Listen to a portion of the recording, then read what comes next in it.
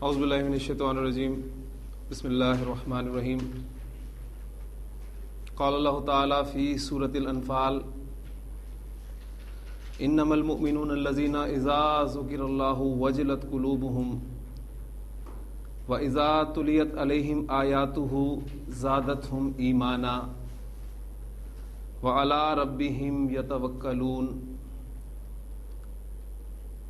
الذین یقیمون الصلاۃ ومما رزقناہم ينفقون اولئک هم المؤمنون حقا لهم درجات عند ربهم ومغفرۃ ورزق کریم۔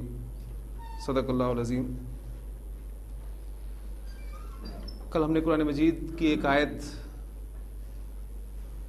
سمجھنے کی کوشش کی تھی کہ یقیناً ہم نے تمہاری طرف ایک ایسی کتاب نازل کی ہے جس میں تمہارا ذکر ہے۔ میں نے آپ سے کہا تھا کہ قرآن مجید پڑھتے ہوئے ہم غور کریں کہ قرآن مجید میں ہمارا ذکر کہاں ہے۔ مومن ہونے کا دعویٰ میں بھی کرتا ہوں، آپ بھی کرتے ہیں۔ قرآن مجید مومن کسے قرار دیتا ہے؟ اس کی سورۃ الانفال کی میں نے آپ کے سامنے 3 آیات تلاوت کی ہیں کہ انما المؤمنون الذین اذا ذکر اللہ وجلت قلوبہم۔ مومن تو وہ ہیں کہ جب اللہ ذکر کیا جاتا ہے تو ان کے دل کانپ جاتے ہیں۔ وَإِذَا تُلِيَتْ عَلَيْهِمْ آیَاتُهُ زَادَتْهُمْ ایمانا، اور جب ان کے سامنے اس کی آیات پڑھی جاتی ہیں، تلاوت کی جاتی ہیں، تو وہ ان کے ایمان میں اضافہ کرتی ہیں۔ وَعَلَىٰ رَبِّهِمْ يَتَوَكَّلُونَ، اور وہ تو اپنے رب پر بھروسہ کرتے ہیں۔ وَيُقِيمُونَ الصَّلَاةَ، اور وہ نماز قائم کرتے ہیں۔ وَمِمَّا رَزَقْنَاهُمْ يُنفِقُونَ، اور اس میں سے جو ہم نے انہیں عطا کیا وہ خرچ کرتے ہیں۔ اولئک هم المؤمنون حقا، یہ ہیں حقیقی مومن، یہ ہیں سچے مومن۔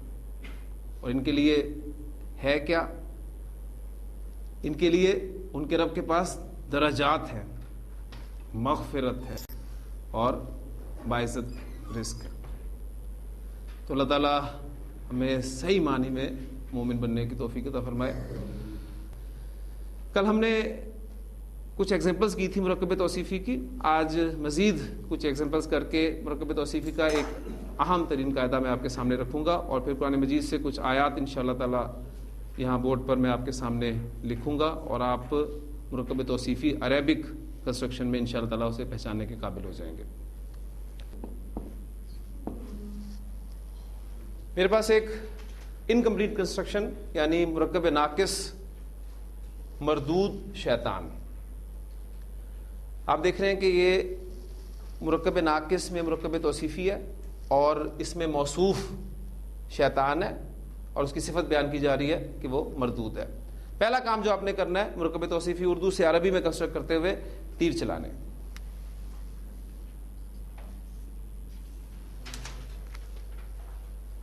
اب وکیبلری آپ کے پاس ہونی چاہیے۔ الشیطان، اور مردود کے لیے لفظ جو ہے عربی زبان میں رجیم استعمال ہوتا ہے، تو آپ موصوف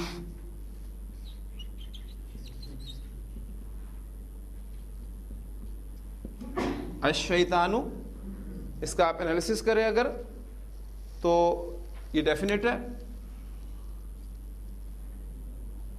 سنگولر ہے، مذکر ہے، اور حالت رفع میں ہے۔ تمام کنسٹرکشنز ہم نے حالت رفع میں بنانی ہے، یہ بات ہم پہلے طے کر چکے ہیں۔ اب جو اس کی صفت ہوگی مردود، وہ بھی ڈیفینیٹ ہونی چاہیے، سنگولر ہونی چاہیے، مذکر ہونی چاہیے، اور حالت رفع میں ہونی چاہیے۔ تو رجیمن کا ورڈ میں نے آپ کو کہا کہ مردود کے لیے استعمال ہوتا ہے، رجم کیا ہوا، لہذا آپ اسے معرفہ واحد مذکر اور حالت رفع میں لائیں گے تو کنسٹرکشن آپ کے سامنے بنے گی الشیطان الرجیم، مردود شیطان۔ اب کسی وجہ سے آپ کا موصوف حالت جر میں چلا جاتا ہے، حالت جر اس کی کیا ہو جائے گی؟ الشیطانی۔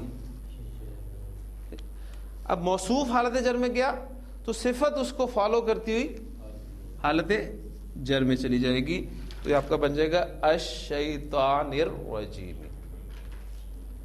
لہذا آپ اپنے تعوذ میں جب اس کنسٹرکشن کو پڑھتے ہیں یا دیکھتے ہیں تو بہت ساری چیزیں، بہت سارے قواعد آپ کے سامنے کلیئر ہو جاتے ہیں، کھل جاتے ہیں، کیونکہ اس سے پہلے حرف من لگا ہوا ہے، اور من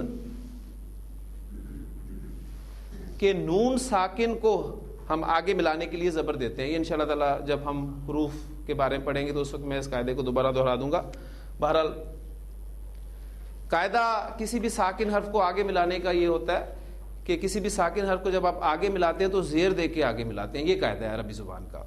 لیکن چونکہ قاعدہ ہے، اور پہلے دن میں نے آپ کو بتایا تھا کہ جب بھی آپ کوئی قاعدہ پڑھیں گے تو ایکسیپشنز اس کے ذہن میں آپ نے ضرور کھڑکیاں کھلی رکھنی ہیں۔ تو ایکسیپشن اس میں سے ایک من حرف ہے کہ من کے نون ساکن کو جب بھی آپ آگے ملائیں گے تو زبر دے کے ملائیں آگے، اور یہ آپ کا الشیطانو کا حمزہ حمزۃ الوصل ہے، لہذا جب آپ اسے ماقبل ملا کر پڑھیں گے تو یہ الف کی صورت میں لکھنے میں رہ جائے گا، پڑھنے میں نہیں آئے گا۔ تو آپ جب پڑھتے ہیں تعوذ اعوذ باللہ من الشیطان الرجیم، تو یہ کنسٹرکشن ہماری مکمل ہو گیا۔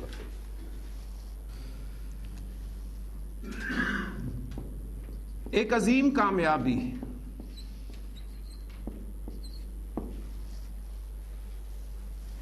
مرکب توصیفی تیر، کامیابی کے لیے لفظ عربی زبان میں فوزن کا استعمال ہوتا ہے، فوز، اور عظیم کے لیے ورڈ عظیمن۔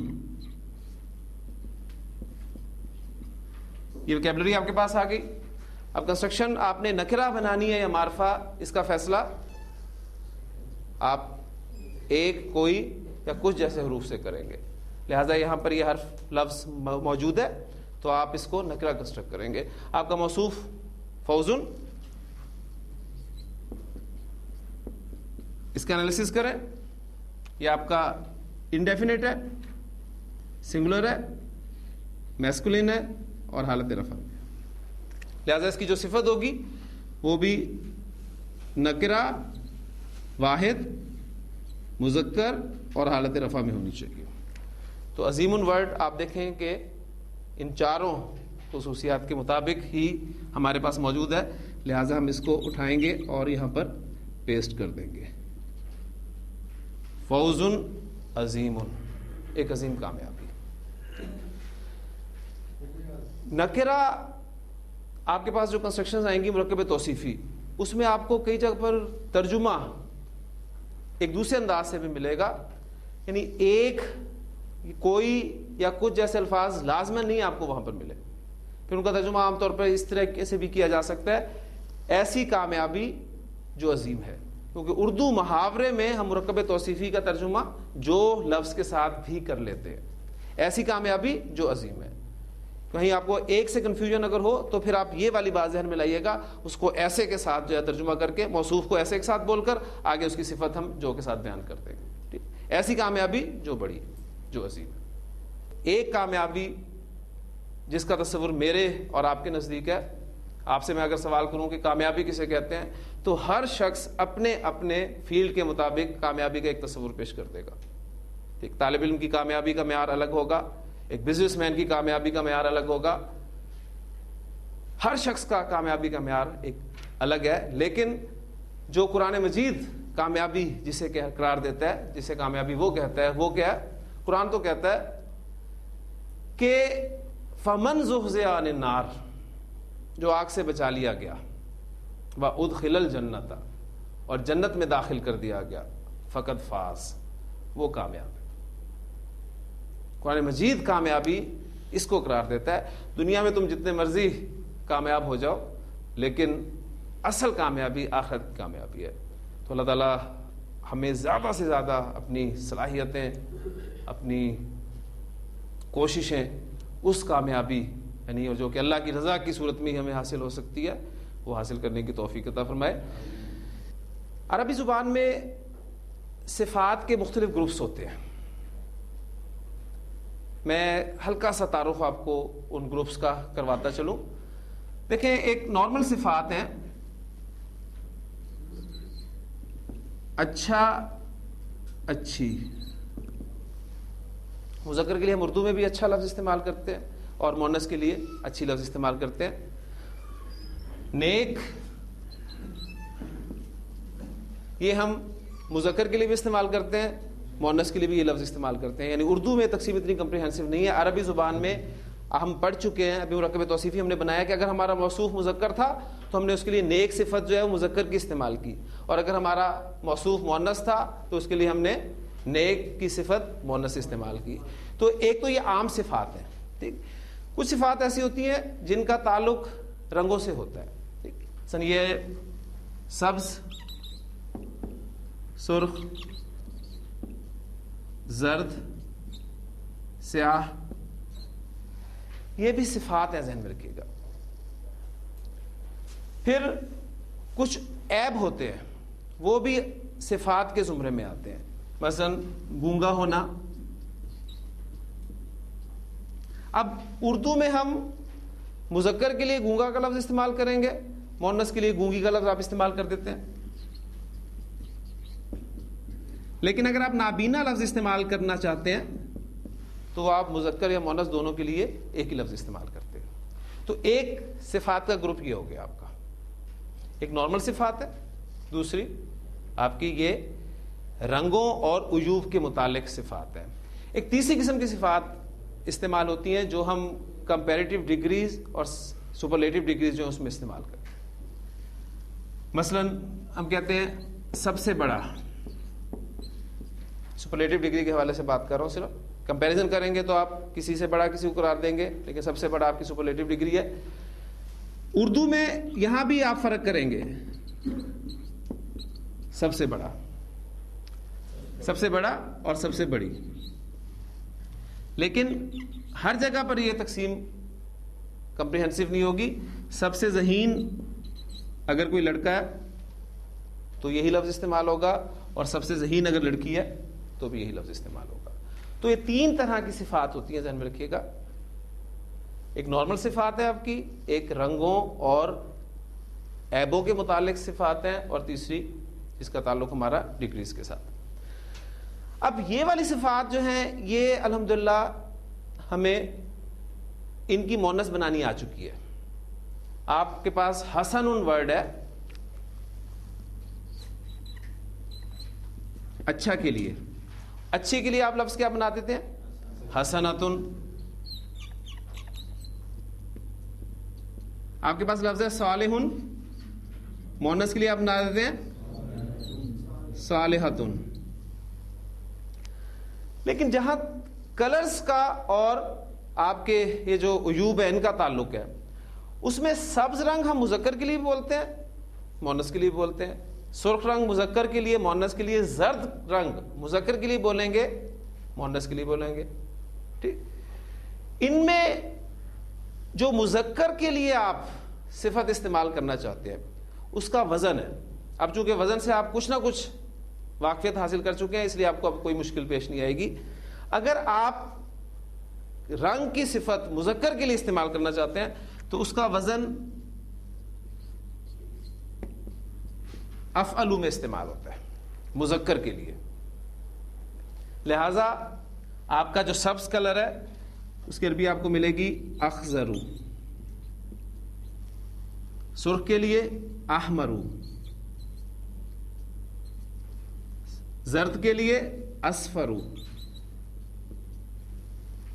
سیاہ کے لیے اسودو.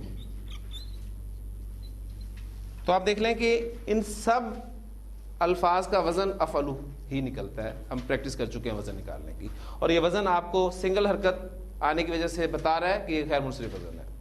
تو یہ مذکر اگر آپ کلرز استعمال کرنا چاہتے ہیں تو افعلو کے وزن پہ استعمال ہوں گے. لیکن اگر آپ یہی کلر مؤنث کے لیے استعمال کرنا چاہتے ہیں تو اس کا وزن مختلف ہے, اور وہ آپ کا وزن ہوگا فالاؤ. یہ بھی ایک غیر منصرف وزن ہے, فالاؤ. اخضرو کی مؤنث